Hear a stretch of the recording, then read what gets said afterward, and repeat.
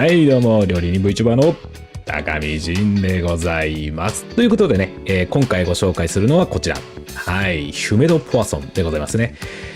魚の出汁、フランス版魚の出汁ということでね、ご理解している方は結構いらっしゃるんじゃないかなと思っております。で、今回はマダイのアラを使ったヒュメドポワソンになります。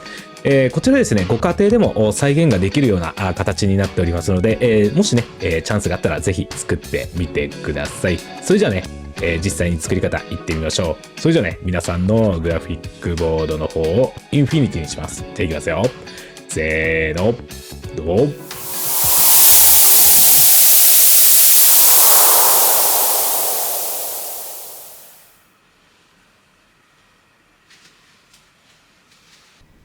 はい、じゃあね、やっていきましょう。マダイのね、アラの部分の血合いを取っていきます。こういったね、ちょっとプラスチック系の、ちょっと硬いブラシでやった方が綺麗に取れやすいですね。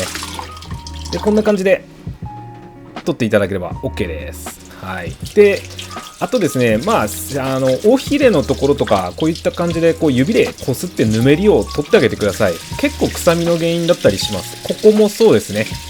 頭のところにあるところですね。これ切ってしまってもいいんですけども、なかなかこれカットできるハサミっていうのは専用のやつが必要になってくるので、まあ、あればカットっていう感じで、で、中のね、血合いも取ってあげてっていう感じで、こんな感じですね。で、水につけて、で、これそのまま冷蔵庫に放り込んで、1日放置、一晩ですね。一晩放置させますね。デコルジェです。で、セロリと、玉ねぎですね。で、玉ねぎは、普通にこうスライスしてもらえれば。はい。で、セロリは葉っぱと軸を分けていきます。葉っぱは結構多めに使いますので、ご用意をお願いいたします。葉っぱがかなり重要になってきます。こんな感じですね。で、一晩経ったやつの水を切ります。まあ、こうやって血が混じってくるんですね、やっぱり。これを取らないと、やっぱり臭みの原因になってきます。で、こう沸かしていくとこんな感じでアクが出てきますが、まあ、水はね、たっぷり最初に入れちゃうので、もうそこは気にしなく、もうどんどん取ってっちゃってください。こんな感じですね。で、この周りのやつもこういうゴムベラでこそげ取ってあげて、で、またアクを取ってあげるっていうような作業ですね。とにかくこの枠まで、アクは結構出てきますね。最初は灰色のアクなんですけども、だんだん白くはなってきます。これはほぼタンパク質ですよね。タンパク質の、まあちょっと、ね、煮溶けないものがこう泡に、アクになってってるっていうような感じで、でこのタイミングで沸く寸前のところで玉ねぎを放り込んできます。こんな感じですね。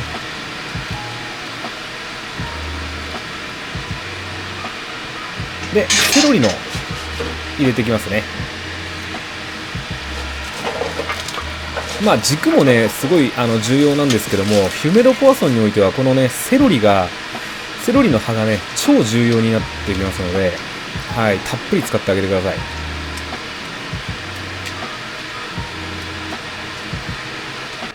で、火加減はね、こんな感じでこう、ゆっくりこう、ぐらぐらっといくような感じで。で、これでだいたい2時間、火入れてます。はい。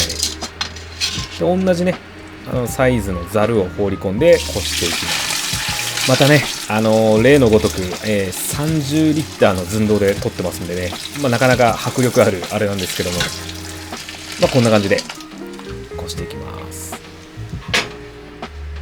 でね、さすがにね、30リッターで取ってるんでね、持ってるね、ポットじゃなかなかね、一発じゃ入らないので、何回かに分けて、こう、取ってますね。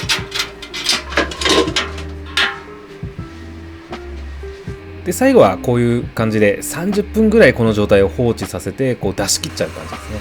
で、これが取ったもので、今、上白いんですけども、あれは浮いてきた油ですね。で、それを取って、今煮詰めてます。で、煮詰めたものがこれですね。30リッターのものを8リッターぐらいまでちょっと煮詰めてますね。まあ、これはちょっと理由があってですね。で、こちらが、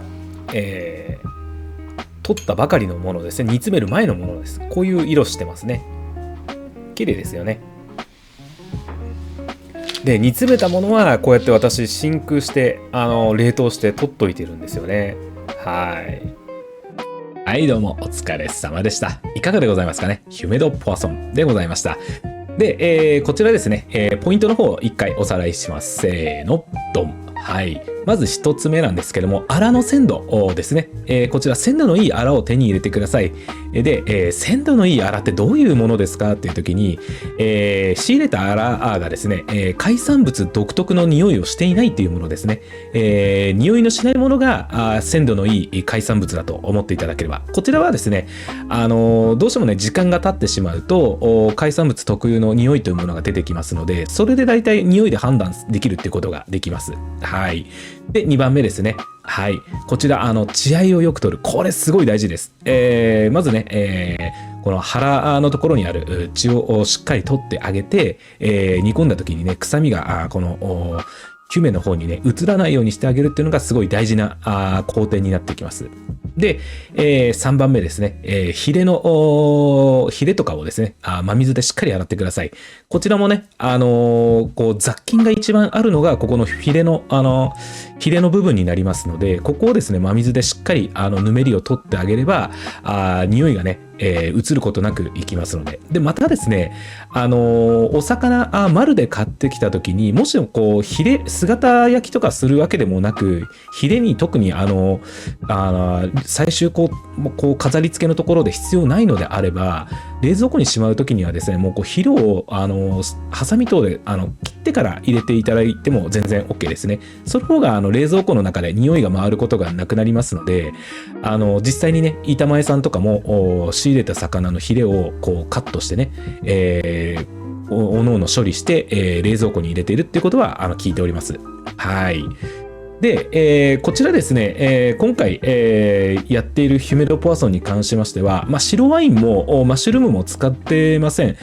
これはですね、私がいろいろこうやっていく中で、いかにこう汎用性の高いものが作れるかっていうところで行き着いたレシピになります。